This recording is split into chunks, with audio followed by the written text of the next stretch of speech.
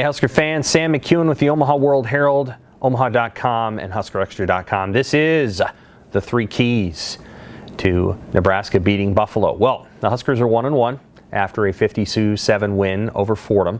The Buffalo Bulls are coming to town, and they are a MAC team that was in the MAC championship game last year. They didn't win that game, but they had a reputation under their former coach, who is now at Kansas, of running the football and stopping the run and being really aggressive on defense.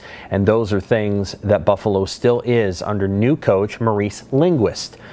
He was at the Dallas Cowboys last year. He was briefly the defensive coordinator or defensive coach at Michigan before the job opened up, and then he went to Buffalo. I like his team. I think they're a tougher than expected test than a lot of Husker fans might expect. Nebraska is an 11, 12-point favorite, but at the end of the day, I think this is going to be a one-score game because I think Buffalo's a pretty good team. So let's get right to the three keys super quick. First of all, Nebraska needs to expect a battle at the line of scrimmage, and they need to win it.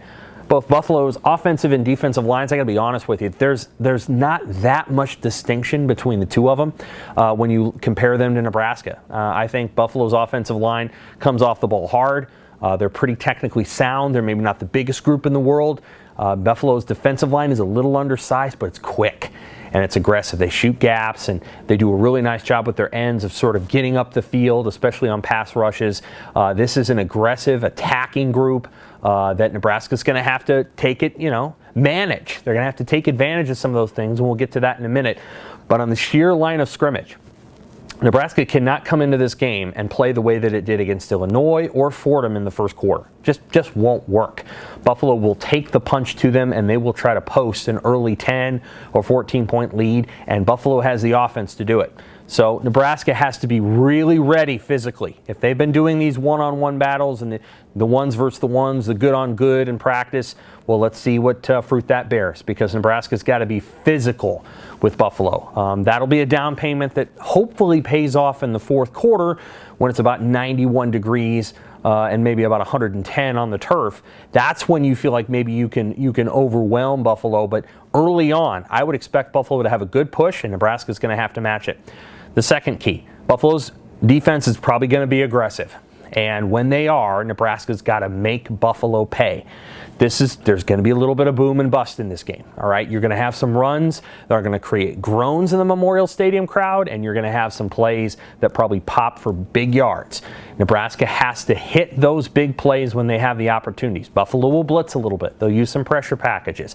They'll have some stunts. Their linebackers are super aggressive. They're going to come up the field. They're going to shoot hard into their gaps, and Nebraska's got to make them pay with misdirection, with maybe a jet sweep, maybe with an option, something that gets Buffalo off counter.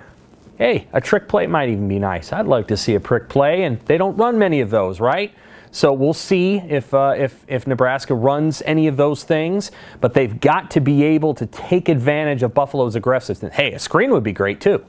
So somewhere along the way, you're going to see Buffalo, whoa, they're bringing the kitchen sink, or whoa, they're bringing a whole bunch of guys, and that's when Nebraska's got to be able to hit that play. Fordham was actually pretty conservative. I thought they might be a little bit more aggressive, but they weren't. They only kind of kept 6 guys in the box with a seventh guy kind of leaking in, and they were able to stop Nebraska's run. They gave up some stuff outside as a result. I think Buffalo is going to try to force the issue a little bit more than Nebraska did, and as a result, Nebraska is going to have an opportunity. They have to make good on the opportunity. Key number 3, don't get comfy in this game. Don't get comfy. You get up 14-0, great. Don't expect that to be a 14-point win at the end of the game. Nebraska has to, once they get momentum, they got to keep the foot on the gas, because this is going to be, again, I suspect a 4-quarter game where Nebraska's going to have some moments where they have success, and fans are going to be like, yeah, that looks pretty good. And Adrian Martinez is probably going to make some plays that impress you. I think there's going to be a run or two over 30 yards. I think there's going to be a pass or two over 30 yards. At times, the picture's going to look really good. That's the moment when Nebraska has to say more, because it's probably going to take that. Buffalo's going to get some too, okay? Buffalo's going to hit some plays. Their quarterback, Von Treese, is a pretty good thrower of the football, and Buffalo can go downfield. Their run game's pretty good too. They're probably going to pop a run or two. They're probably going to force a turnover or two with their defense. right? Either a forced fumble or an interception. Buffalo's probably going to make some plays in this game. They're going to hit Nebraska back, and Nebraska can't be laying on the ropes when it happens. Don't get comfy. I think if Nebraska does those three things, they're going to emerge with a 4 to 7 to 10 point win. I think it's going to be relatively tight. But all Nebraska has to do is get a W, right? They go into the next week against Oklahoma, and everything would kind of change. You're going to be the clear underdog against the Sooners. There's an advantage in that. Oklahoma will have all the pressure on it. Nebraska won't have any of the pressure on it. But Nebraska's got to get through this week. These games have been hard for Scott Frost and his crew. They lost to Troy. Remember in 2018, they lost to Purdue, the winnable game in 2018. They lost at Colorado with a 17-point lead. Last year, they lost to Illinois and Minnesota, and they were huge favorites in those games. Nebraska struggles with that house money.